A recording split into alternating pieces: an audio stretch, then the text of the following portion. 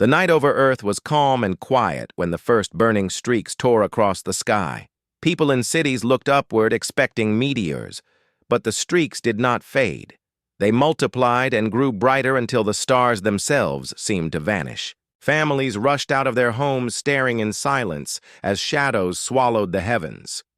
The air shook with a deep thunder, not from Earth, but from above, as ships vast and endless descended through the void. They were not traders. They were not explorers. They were the Empire's fleet, thousands upon thousands of vessels, their black hulls shining with cruel light, stretching from one horizon to another until the world below was wrapped in fear. In orbit, the defenders of Earth scrambled fighters. Launched from hidden bases, ships rose from oceans and spaceports, but their numbers were pitiful against the wall of fire that had come to blot out their home. The first voice came not from a human, but from the enemy, a broadcast forced onto every screen and every device across the planet. It was cold, merciless, and absolute. This is the end of your world. Humanity will be erased tonight. There was no demand, no chance for surrender, only the promise of destruction. Panic spread like fire cities, plunged into chaos as lights flickered and communications failed. Families rushed to shelters, governments sent desperate calls to fleets stationed at colonies. Soldiers manned defenses with grim faces, knowing the odds were hopeless. Above them, the first wave of the Empire's attack began. Orbital strikes fell like hammers. Entire defense satellites vaporized in moments. Laser fire lit the darkness in streams so bright they turned night into day. The human fleet fought bravely, small ships, darting in and out of the storm, but for every enemy vessel destroyed, 10 more descended. They fought with courage, but courage could not stop the fire from raining down. On the ground, people felt the shock as strikes hit military bases and power. Grids towers collapsed, and fire spread across entire districts. The enemy wanted not conquest, but ash. Yet even in that terror, a different kind of fire began to burn within the hearts of men and women who refused to surrender, in underground bunkers. Commanders gathered their remaining forces and began to form desperate plans. Fighter wings were sent on suicide runs, pilots flying straight into the teeth of the storm, knowing death was certain but hoping to buy seconds of survival for the world. Below, the Council of Earth, hidden beneath fortified bunkers, argued fiercely. Some demanded surrender, though they knew none would be accepted. Others demanded retaliation at all costs, but their weapons were too few, too weak, too outdated. Amid the chaos, one general spoke of a project buried deep beneath the crust of the planet, a project so secret that even most leaders did not know its full name, a weapon born of desperation, never finished, never tested. Some called it madness, some called it humanity's only chance. Above them, the Empire's fleet tightened its hold. Cities flickered with explosions. Entire seas glowed red from falling wreckage. The world seemed to tremble as if the planet itself knew it was facing its final hour.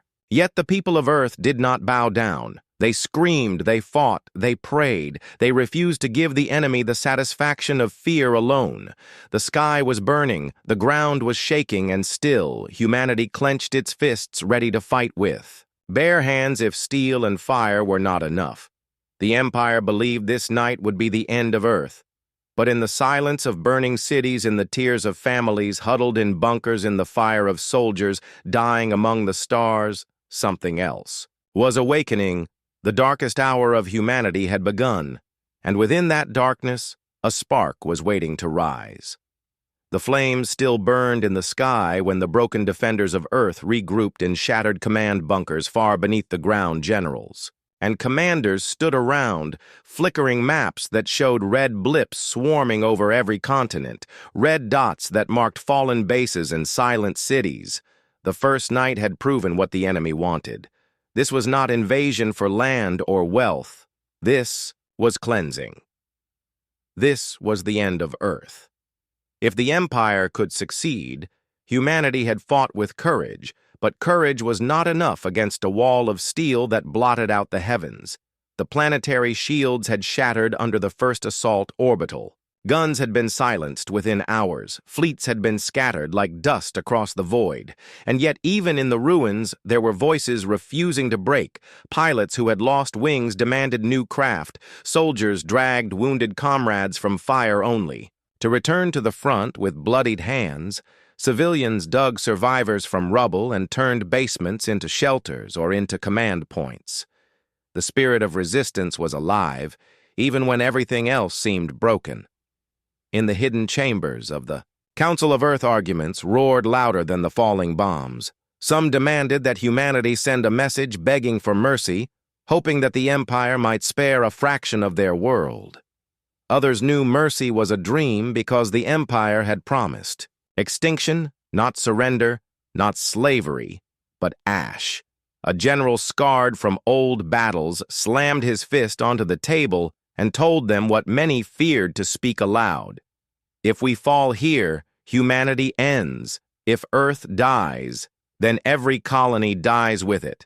The silence that followed was heavier than stone. They all knew the truth.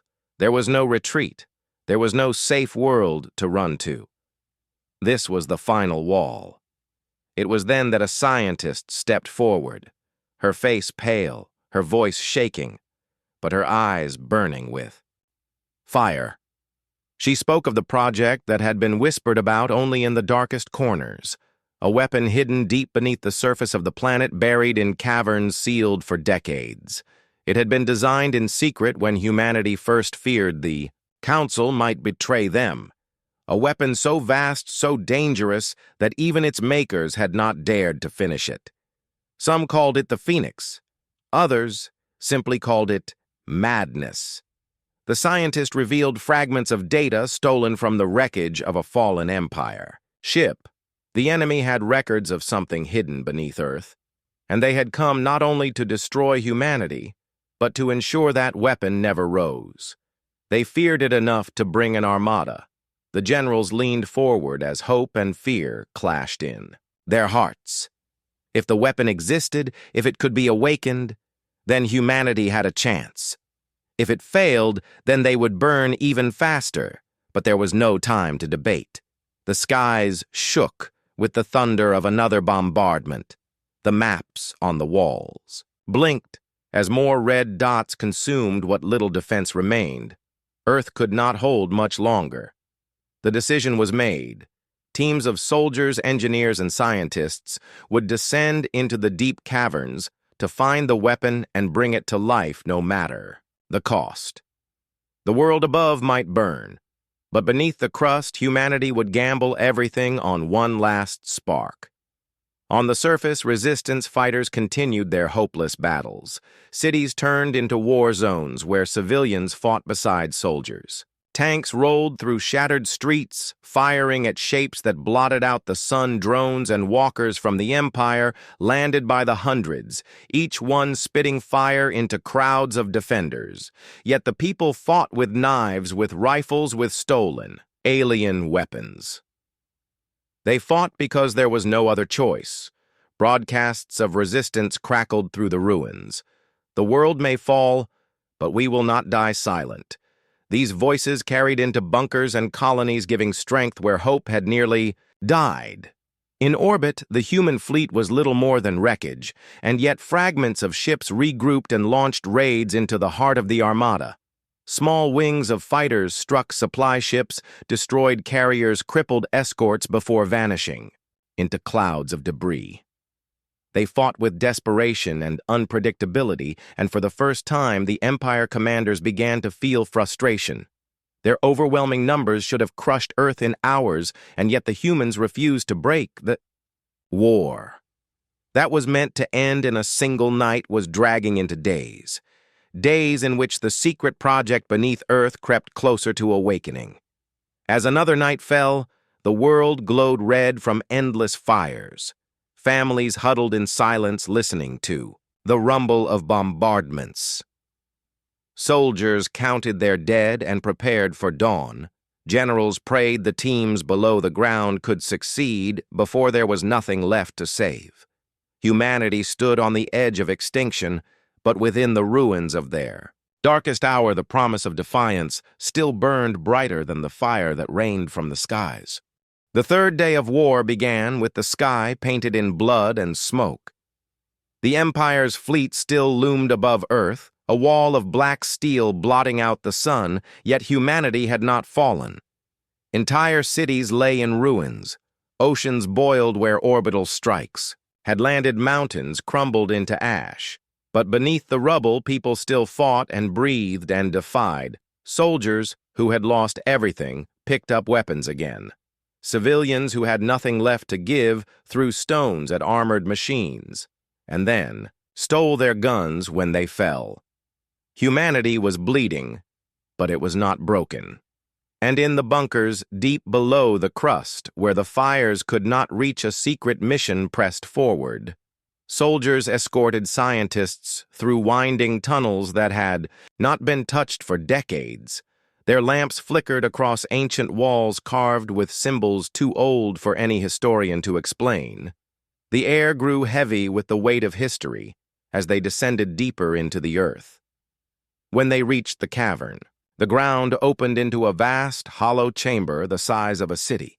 At its heart lay a shape so immense it dwarfed everything around it. A colossal vessel buried in stone and forgotten by time. Its hull was not fully human, not fully anything. It pulsed, faintly as though some ancient heart still beat within. The scientists whispered in awe, the Phoenix. It was real. A warship, or perhaps something greater built from technology lost to the galaxy long before the Council had risen. The soldiers felt fear and wonder as they stepped closer. Machines long dormant hummed with their presence. Lights flickered across walls as if recognizing the return of living hands. Above the ground, the Empire pressed harder.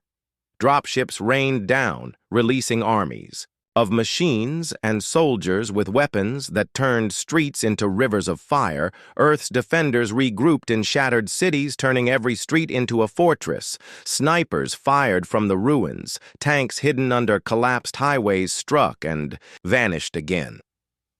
Guerrilla warfare spread across continents where the enemy expected surrender and found only rage. Small victories were bought with oceans of blood, but each one proved humanity's spirit was unyielding. The Empire's commanders grew frustrated. They had thought Earth would burn in a single night, yet the resistance forced them into a war of attrition every hour, costing ships, soldiers, and supplies. In the cavern, the struggle to awaken the Phoenix began. Machines sparked. Scientists shouted as power conduits were forced back to life. Generators above ground redirected what little energy remained to the cavern. The vessel's skin shimmered with light symbols glowing like stars across its surface. One by one, systems flickered online. Shields, engines, weapons. Yet everything was unstable, unfinished, like a beast still sleeping. The lead scientist swore that it needed something more than power. It needed a bond to humanity itself. Perhaps it had been built to respond only to the species it was meant to protect. Perhaps that was why the Empire had feared it. Word of the Phoenix spread quickly through resistance channels. Fighters above the clouds launched reckless assaults just to buy minutes for the work below. Pilots dove into carriers, sacrificing themselves so the enemy could not interfere on the ground. Every delay was bought with blood, but it was enough to give the Phoenix time. Its engines roared once, shaking the cavern, dust and stone raining from. The sealing soldiers stared wide-eyed as the ship seemed to breathe for the first time. The lead scientist whispered that it was close, so close to waking fully. On the surface, the Empire unleashed its most devastating strike. Entire fleets concentrated. Fire on Earth's remaining defenses, turning shields into shattered fragments. The ground quaked as cities vanished in storms of fire. The people cried out as though the planet itself was dying. Yet even as fire fell, a message spread through the resistance. Hold on, the Phoenix is rising. And then it happened. The cavern blazed with light. brighter than the sun. The great vessel tore itself free of the rock engines, screaming, as if it had been waiting centuries for this moment. It rose upward, through stone and soil, bursting out of the crust like a newborn star. The Empire's fleets turned their weapons toward it, but their fire seemed to shatter against its shimmering shields.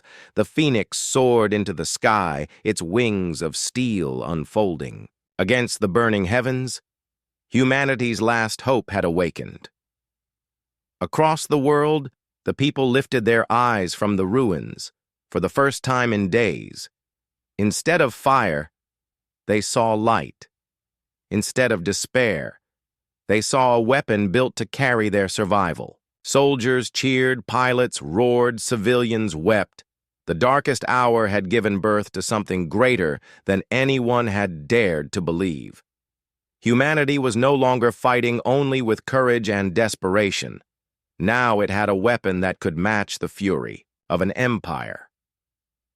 The Phoenix had risen, and with it so, too, had the promise that Earth would not fall without a fight.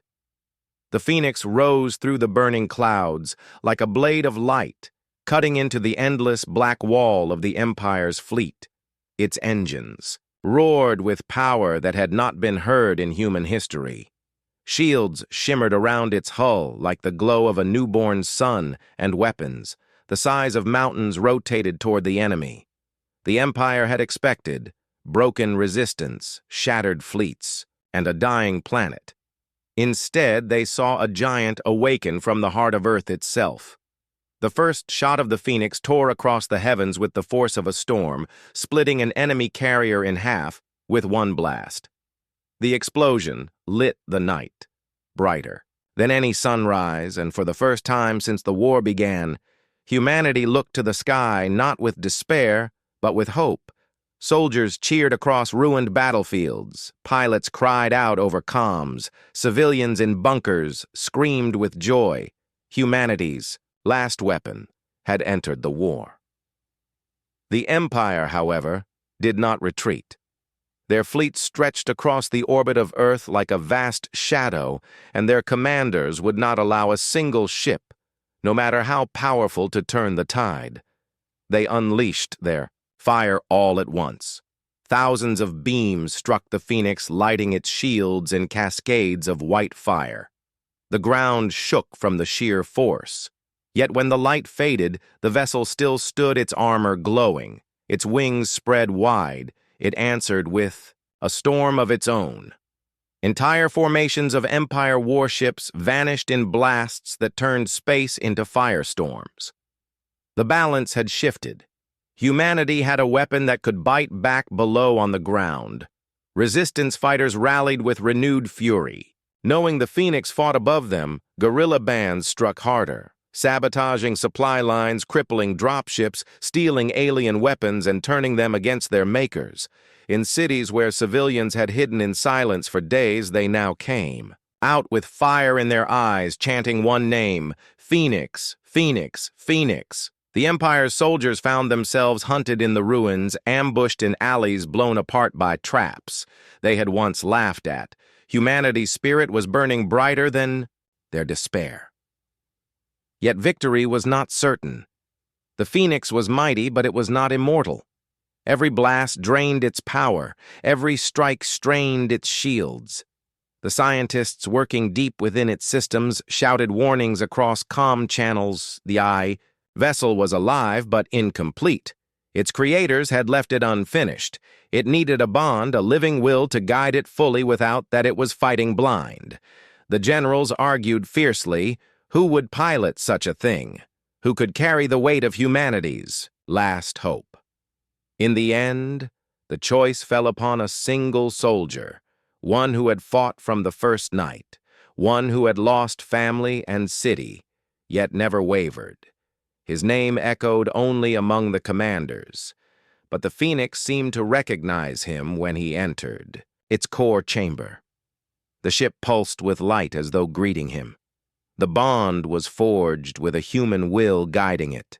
The Phoenix fought like a living beast, weaving through fleets with speed no one thought possible, striking with precision that shattered entire formations. The Empire's commanders began to fear for the first time. Their perfect wall of steel was bleeding, their ships falling faster than they could regroup. The council that had cast out Earth might have believed humanity weak. But the Phoenix proved otherwise. Earth was fighting with the fury of extinction, and it was taking an empire with it. But the enemy was not finished. Their pride would not allow defeat. They summoned their dreadnought, a vessel larger than mountains, blacker than space itself, a ship whispered about even in the darkest halls of the galaxy, the Harbinger. It emerged from the shadows with cannons the size of cities and weapons that had ended civilizations before Earth. The moment it appeared, the Phoenix faltered, not from fear, but from the sheer pressure of its presence. The ground forces felt the tremor in the air as the Empire unleashed their monster. Humanity's hope had awakened, but the enemy had brought their nightmare. The battle shifted into something far beyond war. It was survival against annihilation. The Phoenix roared into the stars, its weapons blazing, its shield glowing brighter than ever. The Harbinger answered with firestorms that bent the void itself.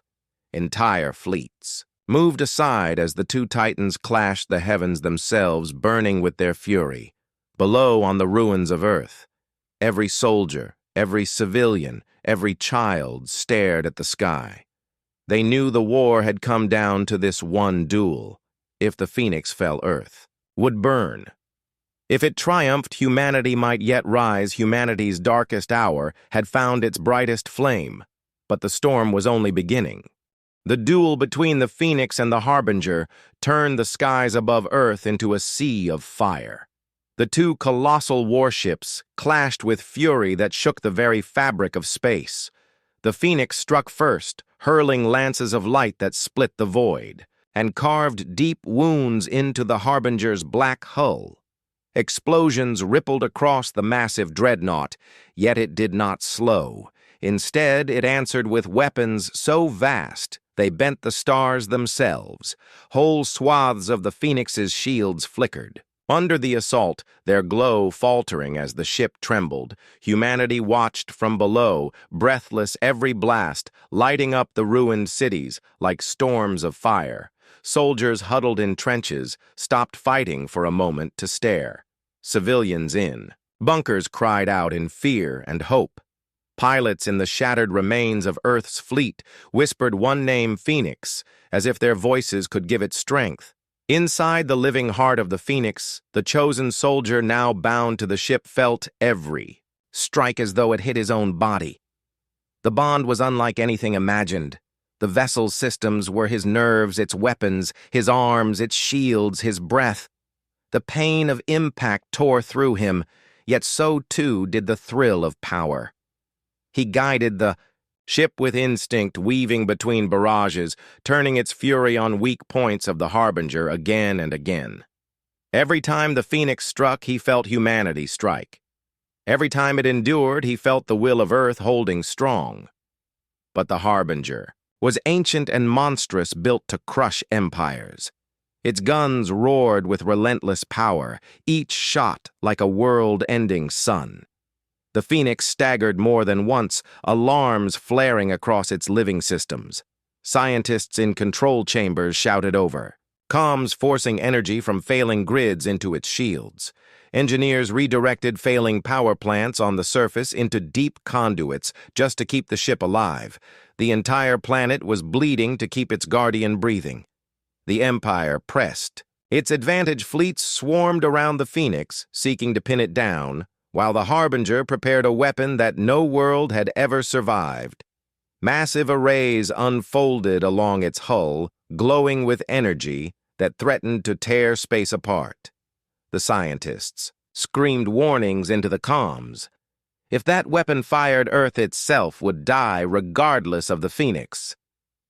The soldier felt the terror surge through him, but he refused to break. He drew deeper on the bond, the ship blazing brighter as though his will alone fueled its heart. He drove the Phoenix through the surrounding fleets, tearing them apart in a frenzy of light. His strikes shattered cruisers, toppled carriers, left the void littered with burning wrecks. Humanity's pilots cheered even as they fell, buying seconds with their lives. On the ground, resistance fighters unleashed their fury, knowing this was the endgame. They struck the Empire's remaining strongholds with everything they had, detonating stolen weapons, destroying supply depots, and crippling ground forces, so the fleets above would falter. Civilians joined the battle with whatever they could carry. Some threw rocks and fire into enemy machines. Others hacked into comms, spreading false signals to confuse the invaders. Every act, no matter how small, became part of the greater fight, all for one purpose: to give the Phoenix one more moment to strike. Then the Harbinger's weapon reached full power. The dreadnought glowed like a black star, ready to unleash death upon Earth itself. The soldier within the Phoenix felt the pull of annihilation, the weight of billions pressing down upon him. He had one chance, one strike, one desperate gamble. He called upon the deepest systems of the Phoenix systems. Even the scientists had feared to touch. The vessel screamed with energy, its wings unfolding wider than ever, its core burning like a sun. The ship moved faster than thought, closing the distance with the Harbinger before the weapon could fire. With a roar that echoed across the void, the Phoenix unleashed everything. The blast was beyond sight, beyond sound, a storm of pure energy that tore into the Harbinger at point-blank range. The Black Titan convulsed its hull, splitting apart in titanic fractures. Flames pouring from wounds that could never heal. Its weapon collapsed in on itself, consuming the dreadnought in its own fury. The Harbinger erupted in a cataclysm that lit the heavens brighter than day. The shockwave rolled across the sky, shattering. Fleets sending debris raining down through the atmosphere. It was as if a god had fallen before the eyes of all who watched. The Phoenix reeled from the explosion, its hull torn, its shields broken, its systems flickering. The soldier inside gasped, as pain seared through the bond, threatening to tear his mind apart. Yet the ship still lived, wounded but unbroken. Humanity had survived the greatest weapon of the Empire. The people on the ground screamed in triumph. Soldiers fired into the air. Pilots laughed through tears of exhaustion. For the first time since the war began, the sky no longer belonged to the enemy, but victory came at a terrible price. The Phoenix was crippled, its energy nearly gone, its very core was burning itself out. The scientists knew it could not last much longer. And yet, the people refused despair. They had struck down the Harbinger. They had proven that humanity would not kneel to any empire. The council that had cast Earth aside had been wrong.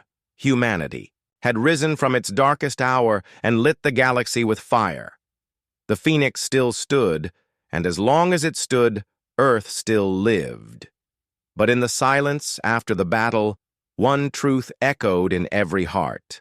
The war was not over. The Empire had lost its monster. Yet its armadas still stretched into the stars. The final storm was still coming, and humanity would have to face it, even if their last hope was breaking.